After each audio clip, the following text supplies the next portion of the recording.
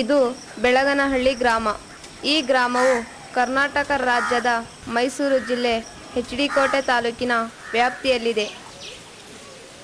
ಈ ಗ್ರಾಮದ ಜನರು ಕಷ್ಟಜೀವಿ ಮತ್ತು ಶಾಂತಿಪ್ರಿಯರಾಗಿರುತ್ತಾರೆ.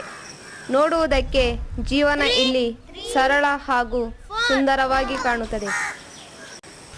ಬನ್ನಿ, ಈ ಸುಂದರವಾದ ವಾತಾವರಣದಲ್ಲಿರುವ ಬೆಳಗನಹಳ್ಳಿ ಗ್ರಾಮದ ಕೆಲವು ಮಕ್ಕಳನ್ನು ಭೇಟಿಯಾಗೋಣ. ಇವನ ಹೆಸರು ಹರೀಶ. ಇವನ ವಯಸ್ಸು 10 ವರ್ಷ. ಇವನು ಕಳೆದ 3 ವರ್ಷಗಳಿಂದ ದನ, ಕರು ಹಾಗೂ ಕುರಿ ಮೇಕೆಗಳನ್ನು ಮೇಯಿಸುತ್ತಿದ್ದಾನೆ. ಇದರ ಮೊದಲು ಇವನು ಓದಲು ಹೋಗುತ್ತಿದ್ದ. ಈ ಜಾನುವಾರುಗಳು ಈಗ ಇವನ ಒಳ್ಳೆಯ ಸ್ನೇಹಿತರಾಗಿದ್ದಾರೆ. ಏಕೆಂದರೆ ಇವನ ಶಾಲಾ ಸ್ನೇಹಿತರು ಮಾತನಾಡಿಸುವುದಿಲ್ಲ. ಇವನು 3 ವರ್ಷಗಳಿಂದ ಜೀತದಾಳಾಗಿರುತ್ತಾನೆ.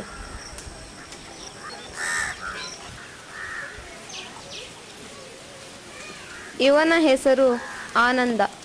ಇವನು ದಿನ ಬೆಳಿಗ್ಗೆ 6 ಗಂಟೆಗೆ ತನ್ನ ಮಾಲೀಕನಾದ ಮಾದೇಗೌಡರ ಮನೆಗೆ ಕೆಲಸಕ್ಕೆ ಹೋಗುತ್ತಾನೆ. ರಾತ್ರಿ 8 ಗಂಟೆ ತನಕ ಅವರು ಹೇಳಿದ ಕೆಲಸವನ್ನು ಇವನು ಮಾಡಬೇಕು ಎಂದು ತಿಳಿಸುತ್ತಾನೆ. ಇವನಿಗೆ ವರ್ಷವಿಡೀ ಒಂದು ದಿನವೂ ರಜೆ ಸಿಗುವುದಿಲ್ಲ ಹಾಗೂ ಅವನ ದುಡಿಮೆಗೆ ಸರಿಯಾದ ಪ್ರತಿಫಲ ದೊರೆಯುವುದಿಲ್ಲ.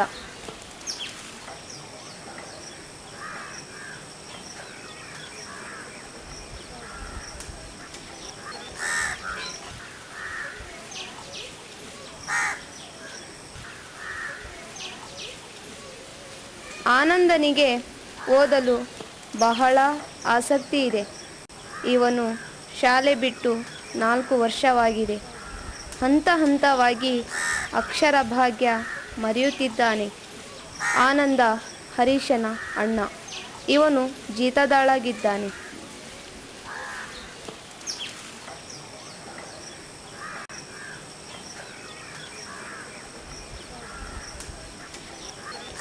ಇವನ ಹೆಸರು ನಾಗೇಂದ್ರ. ಇವನಿಗೆ 17 ವರ್ಷ. ಇವನಿಗೆ ಹೊಲ ಉಳುವುದು ಬಹಳ ಚೆನ್ನಾಗಿ ಬರುತ್ತದೆ. ಇವನು ಶಾಲೆಗೆ ಹೋಗಲೇ ಇಲ್ಲ. ಇವನು ಜಮೀನಿನ ಕೆಲಸ ಬಹಳ ಚೆನ್ನಾಗಿ ಮಾಡುತ್ತಾನೆ. ಏಕೆಂದರೆ ಇವನು ಕಳೆದ 7 ವರ್ಷಗಳಿಂದ ಇದೇ ಕೆಲಸ ಮಾಡುತ್ತಿದ್ದಾನೆ. ಇವನ ದುಡಿಮೆಗೆ ಪ್ರತಿಫಲವಾಗಿ ದಿನಕ್ಕೆ 3 ಸಾರಿ ತಂಗಳು ಅನ್ನ ದೊರೆಯುತ್ತದೆ ಹಾಗೂ ವರ್ಷಕ್ಕೆ 2 ಜೊತೆ ಬಟ್ಟೆ ದೊರೆಯುತ್ತದೆ. ಇದರಿಂದ ಹೆಚ್ಚಾಗಿ ಪ್ರತಿಫಲ ದೊರೆಯುವುದಿಲ್ಲ. ನಾಗೇಂದ್ರ ಆನಂದ ಮತ್ತು ಹರೀಶನ ಅಣ್ಣ.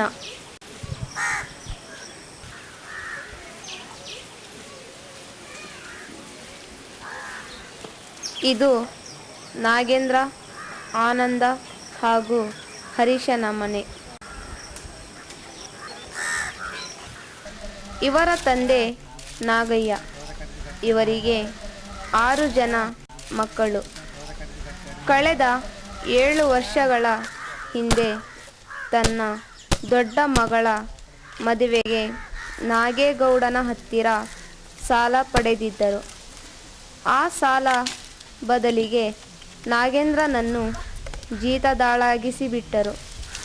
ಮತ್ತೆ ನಾಗಯ್ಯರವರಿಗೆ ಹಣದ ಅವಶ್ಯಕತೆ ಬಂತು. ಆಗ ಆನಂದನಿಗೆ ಜೀತವಿರಿಸಿದರು.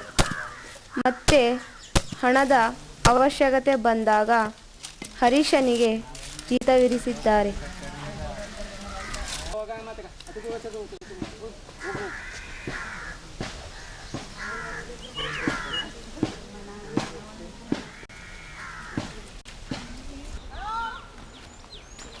ಈ ಗ್ರಾಮೀಣ ಪ್ರದೇಶದಲ್ಲಿ ಜೀತ ಇರಿಸುವುದು ಬಹಳ ಸುಲಭ.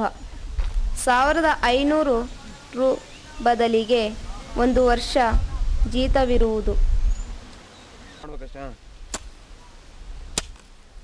ಜೀತವಿರುವವರ ಸಂಖ್ಯೆ ಹೆಚ್ಚಾಗಿ ಬಡವರಿಗಿರುತ್ತಾರೆ.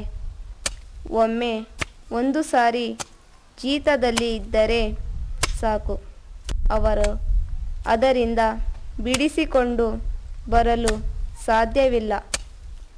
ಅವರ ಮುಂದಿನ ಪೀಳಿಗೆಯೂ ಕೂಡ ಈ ಪದ್ಧತಿಗೆ ತಲೆಬಾಗಬೇಕಾಗುತ್ತದೆ. ಇವನ ಹೆಸರು ದೇವರಾಜ್. ಇವನು ಬುಂಡನಮಾಳ ಗ್ರಾಮದಲ್ಲಿ ವಾಸವಾಗಿದ್ದಾನೆ. ಇವನ ತಾತ ಸಹ ಜೀತದಲ್ಲಿದ್ದರು, ತಂದೆಯೂ ಸಹ ಜೀತದಲ್ಲಿದ್ದರು ಹಾಗೂ ಇವನೂ ಸಹ ಕಳೆದ 5 ವರ್ಷಗಳಿಂದ ಜೀತದಲ್ಲಿದ್ದಾನೆ. ನನ್ನ ಹೆಸರು ದೇವರಾಜ್ ಅಂತ. ನಮ್ಮ ಅಪ್ಪ ಹೆಸರು ದೊಡ್ಡಯ್ಯ. ನಮ್ಮ ತಂದೆಯವರು ನಮ್ಮ ಸಾಕೋಕ್ಕೋಸ್ಕರ ಜೀತ ಇದ್ದರು. ಅದಾದಮೇಲೆ ನಾವು ನಮ್ಮ ತಂದೆಗೆ ಟಿ ವಿ ಕಾಯಿಲೆ ಬಂತು. ಆವಾಗ ನಾವು ಜೀತ ಸೇರಿ ನಮ್ಮ ತಂದೆಯವರು ಹುಷಾರು ಮಾಡಿದ್ವಿ. ಎರಡನೇದು ಒಬ್ಬರು ಅಕ್ಕ ತಂಗಿರು, ಅವ್ರಿಗೆ ಲಗ್ನ ಮಾಡೋಕ್ಕೋಸ್ಕರ ಜೀತ ಇದ್ದದ್ದು.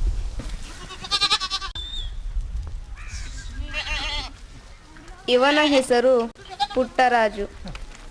ಕಳೆದ 5 ವರ್ಷದಿಂದ ನಾಗೇಂದ್ರನ ಹಾಗೆ ಇವನೂ ಸಹ ಜೀತದಾಳಾಗಿದ್ದಾನೆ. ಪುಟ್ಟರಾಜು ಬೆಳಿಗ್ಗೆಯಿಂದ ಸಂಜೆಯವರೆಗೆ ಮಾಡುವ ಕೆಲಸದಲ್ಲಿ ಏನಾದರೂ ಸಣ್ಣ ಪುಟ್ಟ ತಪ್ಪು ಮಾಡಿದರೆ ಅವನಿಗೆ ಹೊಡೆತ ಬೀಳುತ್ತದೆ. ಇವನ ಈ ಚಿಕ್ಕ ವಯಸ್ಸಿನಲ್ಲಿ ಇಲ್ಲಿಯವರೆಗೆ ಯಾವ ಸಂತೋಷವನ್ನು ಸಹ ಕಂಡಿಲ್ಲ. ಚಿಕ್ಕ ಪುಟ್ಟ ತಪ್ಪುಗಳಿಗೆ ಹೊಡೆತ ಬೀಳುವುದು ಸಾಮಾನ್ಯ. ಕೆಲವು ಸಾರಿ ನಾವು ಟಿವಿ ಮತ್ತು ಪತ್ರಿಕೆಗಳಲ್ಲಿ ಓದಿದ್ದೇವೆ, ನೋಡಿದ್ದೇವೆ. ಜೀತದಲ್ಲಿರುವ ಮಕ್ಕಳನ್ನು ಸರಪಣಿಯಿಂದ ಕಟ್ಟಿ ಹಾಕಿರುವುದು, ದನ ಅಥವಾ ಜಾನುವಾರು ಕೂಡುವ ಕೊಟ್ಟಿಗೆಯಲ್ಲಿ ಕೂಡಿ ಹಾಕಿರುವುದು ಮತ್ತು ಅವರಿಗೆ ಟೈಮಿಗೆ ಸರಿಯಾಗಿ ಊಟ ದೊರಕುವುದಿಲ್ಲ. ಜೀತದಲ್ಲಿರುವವರ ಮೇಲೆ ನಡೆಯುವ ದೌರ್ಜನ್ಯ ಸಾಮಾನ್ಯವಾಗಿ ಬಿಟ್ಟಿದೆ. ಜೀತ ಪದ್ಧತಿಯಿಂದ ಹೊರಗೆ ಬರುವುದು ಅಷ್ಟು ಸುಲಭವಲ್ಲ. ಹರೀಶನ ಜೀತದ ಅವಧಿ ಮುಗಿಯುತ್ತಾ ಬಂದಿತು. ಆ ಸಮಯದಲ್ಲಿ ಕುರಿ ಮೇಯಿಸುವಾಗ ಕಾಣೆಯಾಯಿತು. ಈ ಕಾರಣದಿಂದ ಅವನ ಜೀತವನ್ನು 1 ವರ್ಷ ಪುನಃ ಮುಂದುವರಿಸಲಾಯಿತು. ಆನಂದನಿಗೆ ಇನ್ನೂ ಚಿಕ್ಕ ವಯಸ್ಸು. ಇವನಿಗೆ ಏನೂ ತಿಳಿಯದು, ಇನ್ನು ಎಷ್ಟು ವರ್ಷ ಜೀತದಲ್ಲಿರುವುದು ಎಂದು. ಆನಂದನ ಕಾಲಿಗೆ ಯಾವುದೇ ರೀತಿಯ ಬೇಡಿ ಹಾಕಿಲ್ಲ, ಅವನಿಗೆ ಕಟ್ಟಿಯೂ ಸಹ ಹಾಕಿಲ್ಲ. ಆದರೂ ಅವನು ಈ ಕಷ್ಟಕರ ಜೀವನದಿಂದ ಎಲ್ಲಿಗೂ ಓಡಿ ಹೋಗಿಲ್ಲ. ಏಕೆಂಬುದನ್ನು ಅವನಿಗೆ ಕೇಳಿ ತಿಳಿಯೋಣ. ನಾನು ಎಲ್ಲಿಗಾದರೂ ಓಡಿ ಹೋಗಬಹುದು. ನಾನು ಓಡಿ ಹೋದರೆ ನಮ್ಮ ತಂದೆ ತಾಯಿಗಳು ಜೀತ ಇರುತ್ತಾರೆ, ನಮ್ಮ ಅಣ್ಣ ತಮ್ಮದಿರು ಜೀತ ಇದ್ದು, ಅದಕ್ಕೋಸ್ಕರ ನಾನು ಎಲ್ಲೂ ಓಡೋಗಿಲ್ಲ. ಈ ಜೀತ ಬಿಟ್ಟರೆ ಇನ್ಯಾವುದು ಕೆಲಸ ಮಾಡೋದಿಲ್ಲ. ನಾಗೇಂದ್ರ, ಆನಂದ, ಹರೀಶ ಹಾಗೂ ಪುಟ್ಟರಾಜು ಇಷ್ಟು ಜನರು ಮಾತ್ರವಲ್ಲದೆ ಬೆಳಗನಹಳ್ಳಿ ಗ್ರಾಮದಲ್ಲಿ ವಾಸವಾಗಿರುವ 800 ಜನಸಂಖ್ಯೆಯುಳ್ಳ ಈ ಗ್ರಾಮದಲ್ಲಿ ಸುಮಾರು 17 ಜನರು ಜೀತದಲ್ಲಿದ್ದಾರೆ. ಜೀತ ಪದ್ಧತಿಯಲ್ಲಿ ಒಮ್ಮೆ ಯಾವುದೇ ಮಕ್ಕಳನ್ನು ಸೇರಿಸಿದರೆ ಅವರ ಜೀವನ ಹಾಳಾಗುತ್ತದೆ. ಅದರಿಂದ ಹೊರಗೆ ಬರಲು ಸಾಧ್ಯವಿಲ್ಲ. ಏಕೆಂದರೆ ಸಮಾಜ ಅವರನ್ನು ಬೇರೆಯಾಗಿ ಕಾಣುತ್ತದೆ. ಜನರು ಅವರ ಮದುವೆ ಅಥವಾ ಮದುವೆ ಸಮಾರಂಭಗಳಲ್ಲಿ ಸೇರಿಸುವುದಿಲ್ಲ. ಅವನ ತಟ್ಟೆ ಮತ್ತು ಲೋಟವನ್ನು ಸಹ ಬೇರೆ ಇಡಲಾಗುತ್ತದೆ. ಅವನು ದೇವಸ್ಥಾನದ ಒಳಗೆಯೂ ಸಹ ಹೋಗುವುದಿಲ್ಲ. ಜೀತ ಪದ್ಧತಿಯಲ್ಲಿ ಸಾಮಾನ್ಯವಾಗಿ ಚಿಕ್ಕ ಮಕ್ಕಳು ಬಲಿಯಾಗುತ್ತಾರೆ. ಶಾಲೆಗೆ ಹೋಗುವ ಬದಲು ಕೆಲಸಕ್ಕೆ ಹೋಗುತ್ತಾರೆ. ಜೀತ ಪದ್ಧತಿಯ ಜಾಲದಲ್ಲಿ ಒಮ್ಮೆ ಸಿಕ್ಕಿದರೆ ಅದರಿಂದ ಬಿಡಿಸಿಕೊಂಡು ಹೊರಗೆ ಬರಲು ಸಾಧ್ಯವಿಲ್ಲ.